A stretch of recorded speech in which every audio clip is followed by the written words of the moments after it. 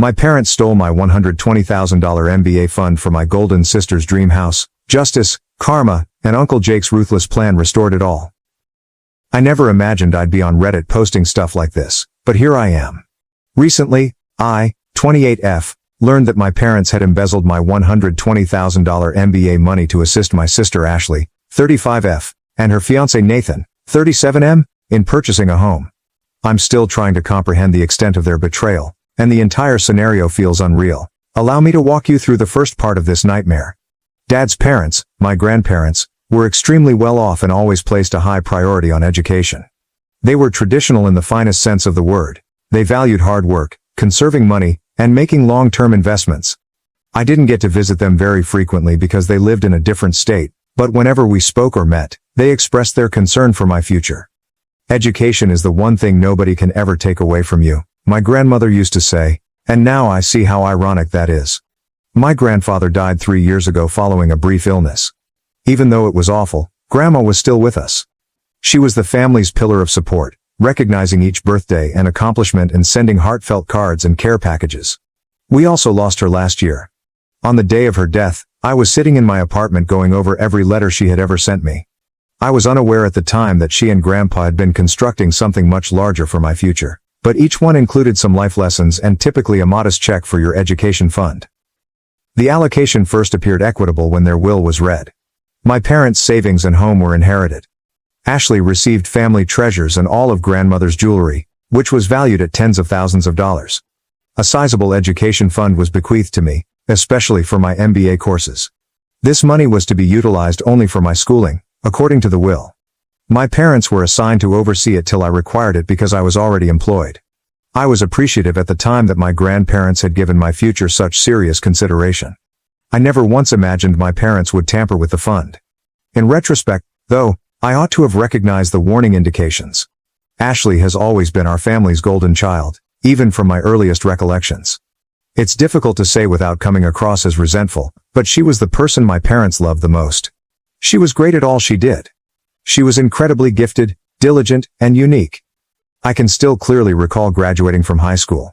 I recently won a prominent science competition, received a full scholarship to college, and was valedictorian. My parents were using their phones and hardly paying attention when I looked out at the audience during my speech.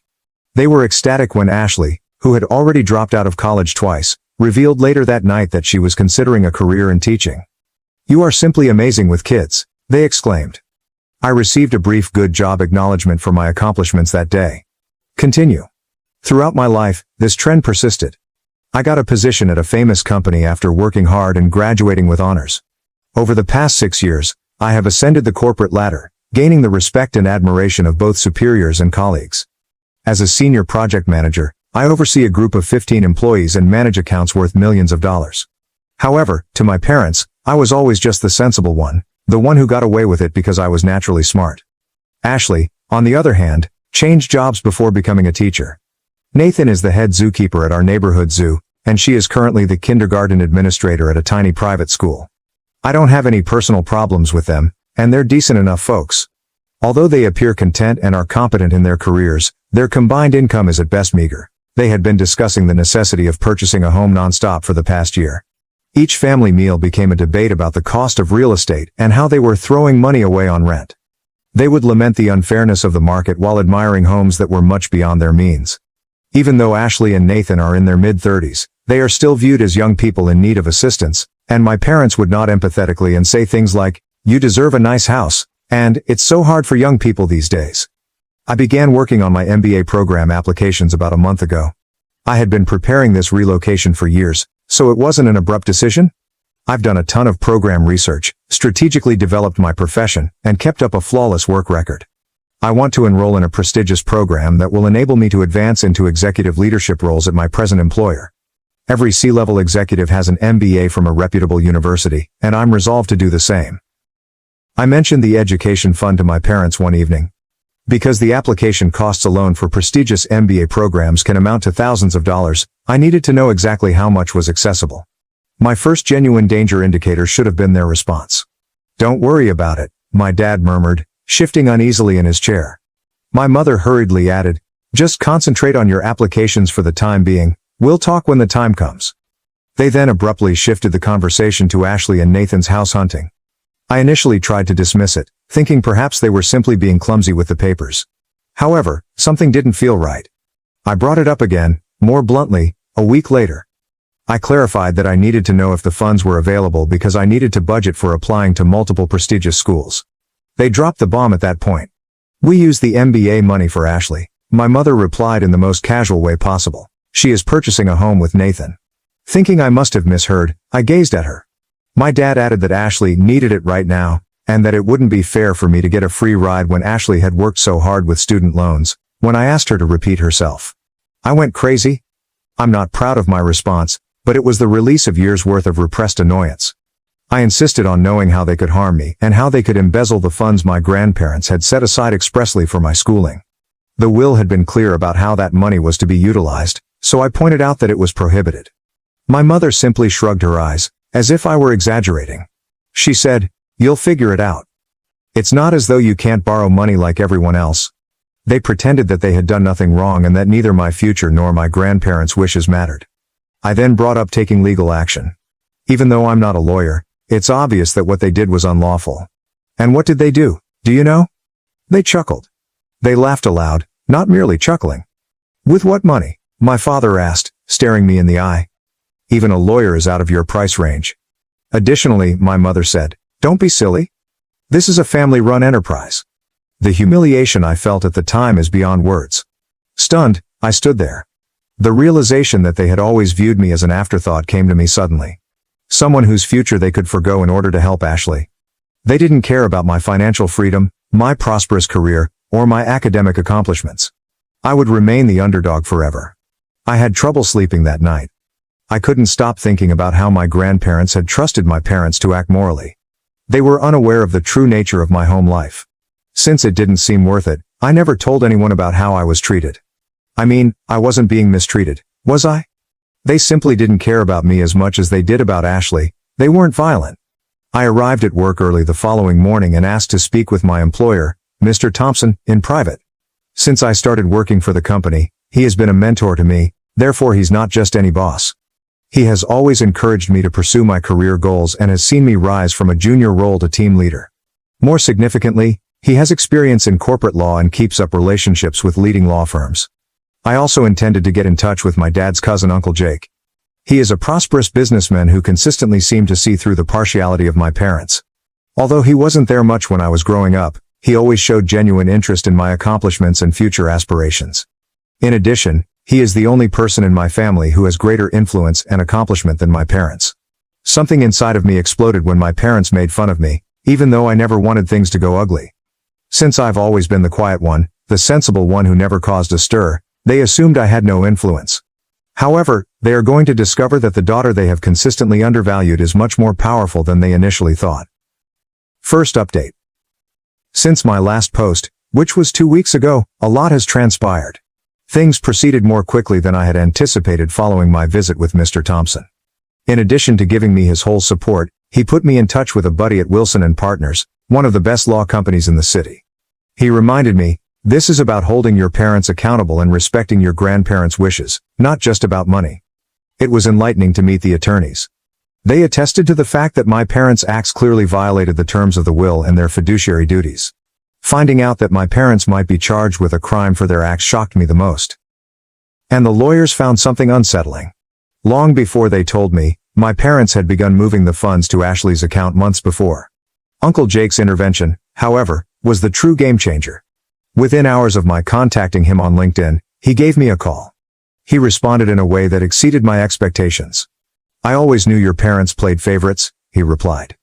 "But stealing from their own daughter? That crosses every line. Don't worry about the legal fees, I'm handling everything." Uncle Jake was more than simply a talker. He did something right away. He assembled a group of attorneys with expertise in estate law and engaged a forensic accountant to track down every penny of the pilfered money. They gathered enough proof in a matter of days to demonstrate that my parents had spent months draining the college money in a methodical manner. The initial altercation took place on Friday. I was called by my parents' attorney in an attempt to reach a family settlement. In exchange for me dropping any legal action, they promised to cover some of the MBA expenses. Uncle Jake responded harshly, saying, "You will either be charged with a crime or return the entire sum plus interest and penalties. No negotiations will take place." The response from my parents was invaluable. They began sending me mails non-stop. "How could you involve outsiders in family matters? We were going to help you eventually. You're destroying this family." Without replying, I sent everything to Uncle Jake's legal team. He then disclosed the second part of his strategy. In addition to pursuing the money, he is advocating for a thorough examination of my parents' financial transactions, implying that there may be further irregularities that we are now unaware of. Yesterday, Ashley finally spoke up. She claimed in a lengthy email to me that she was clueless about the source of the house money. "Mom and Dad said they had savings set aside for us," she wrote in her letter. "I never thought they would steal your money." She concluded by requesting that I exercise common sense and come up with a family solution. I showed Uncle Jake her email. His answer was straightforward: "Send it on to the attorneys." It is proof that she was aware of the money after it had already happened, but she did not try to return it. She is therefore complicit. This morning was the most fulfilling time. In a hurry, the lawyer for my parents called Uncle Jake. The forensic accountant apparently found that my parents had started utilizing their power of attorney to transfer money even before my grandma passed away. This can greatly increase the charges. Right now, my parents are making a valiant effort to turn around. Mom begged me to contact them in a heartfelt voicemail, stating that they would find a way to pay back the money. Although Dad acknowledged in an email that they may have made a mistake, he maintained that they were just trying to help the family. Uncle Jake gave straightforward advice. Avoid answering anything. Give them a panic. When you were weak, they made fun of you? Now it's their turn to feel helpless. All of this has been made possible by Mr. Thompson's tremendous assistance. In addition to producing an excellent reference letter, he has already approved my leave of absence for when I begin my MBA school. He informed me today, "You're displaying remarkable composure." Not many people could handle this situation with such professionalism. Unless my parents return the entire cash plus fines, the legal team is getting ready to bring official charges the following week. Uncle Jake predicts that in order to pay for everything, they will have to sell some assets, but in his own words, "That's their problem, not yours. Until this is addressed, I will be staying with a friend." Building security had been told not to let my parents into my apartment when they attempted to arrive. In order to record any attempts by my parents to get in touch with me, Uncle Jake also engaged a private investigator. If required, this material might be used to demonstrate harassment. Second update. 3 weeks have passed since my last report, and things have significantly worsened. At last, I am able to provide the specifics of our legal strategies development. Much more was revealed by the forensic inquiry than we had anticipated. During our first court filing, the first bombshell was revealed. Uncle Jake's team found that my parents had been misusing their power of attorney over my grandmother's funds in her last months in addition to stealing my MBA fund. Long before my grandma died, the evidence showed that they were methodically shifting funds around in order to transfer them to Ashley. During the initial hearing, their lawyer's expression was invaluable. It is obvious that he was unaware of the severity of their financial misdeeds. He really requested a break to speak with my parents after our legal team showed them the recorded chronology of transactions. Later on, I found out that he confronted my parents for not telling him certain facts, and he is now thinking of leaving their case. The previous caregiver for my grandmother made the most startling admission. Seeing our legal notification in the estate documents, she contacted Uncle Jake. It turns out that my grandmother had made it very clear that the money was only for my education by bringing up the MBA fund with my parents several times in her last months. These exchanges were also recorded in the caregiver's notes. She had been documenting every family conversation in a care diary. Ashley's participation has also changed in an intriguing way. She hired her own attorney after realizing the legal ramifications of accepting stolen funds. Because they expected her to support the family, this caused a serious gap between her and our parents. My parents were in a panic when her lawyer suggested that she should keep her distance from the matter. The state of the house has gotten especially disorganized. The acquisition is currently being investigated by the court since the down payment was made using stolen money. The problem has been communicated to Ashley and Nathan's mortgage lender, who is currently examining the loan application. A fraud investigation might be initiated if my parents falsified any of the financial records they co-signed. Unexpectedly, Uncle Jake's crew also discovered that my parents had been informing members of my extended family that I had consented to give Ashley my MBA fund. They seemed to have been preparing their defense in case the money transfer was questioned, as they had been fabricating this story for months. Now, a number of family members have come forward with emails and messages from my parents that support this untrue story. The deposition was the most satisfying development. My father made an effort to keep his haughty demeanor until Uncle Jake's attorney produced proof of their calculated scheme. It was quite painful to watch him struggle to describe what they had done. My mother really lost it when she acknowledged that they had no intention of repaying the money they had stolen. They have been almost hilarious in their attempts to control the damage. Despite having numerous recorded conversations with my grandmother and her attorneys, they are now attempting to assert that they were perplexed by the wording of the will. 2 of their attorneys have already resigned, so this is their 3rd attorney, and they are frantically trying to reach a settlement. The final terms were outlined by our legal staff, who made it apparent that there was no opportunity for discussion. Every penny they took would have to be paid back, with interest that would start to accrue the day they took the money. They would also be in charge of paying for all of our legal fees, including the forensic investigation, which had become quite expensive. We also insisted that they stop gaslighting and attempting to rewrite the facts and submit a formal written admission of their misconduct. Last but not least, they would need to sign a legally enforceable contract committing them to stop communicating with me in any way. No more utilizing family members as messengers, deceptive messages, or unexpected visits. The socioeconomic status of my parents is deteriorating. Several of their acquaintances have quietly told me how shocked they are, and word has spread throughout their neighborhood. My father's golf club is reconsidering his membership, and my mother's bridge club asked her to resign as treasurer. People don't feel comfortable hanging around with someone who would steal from their own child, it turns out. Ashley's circumstances are also getting worse. Concerned about having a principal embroiled in financial malfeasance, the board of directors at her school has set a meeting to review her position. Because Nathan co-signed loan documents that may include misleading information, their place of employment is undergoing an ethics assessment. The last development is quite pleasing. Do you recall how my folks snickered when I brought up the idea of filing a lawsuit? In order to stop any more financial fraud, Uncle Jake's team recently submitted a motion to freeze their assets. Within hours, their attorney contacted them, pleading for a settlement conference. Uncle Jake is still brutal in his methods. In response to my parents' attempts to persuade him to be loyal to the family, he sent a caustic email with the entire extended family copied on it. Family loyalty? You lost any right to talk about loyalty when you stole from your daughter and laughed in her face. Get ready to face the consequences of your actions. My parents are getting really upset because I haven't spoken to them at all. They have turned to using friends and family to get in touch on their behalf, but each effort simply strengthens our allegation of harassment. Every day, their desperation becomes more apparent. 3rd update. 4 months have passed since my last update, and I can now finally reveal the story's resolution. The outcome of the last court procedures is more heartbreaking for my parents than any of us could have imagined. Allow me to explain how justice was ultimately achieved.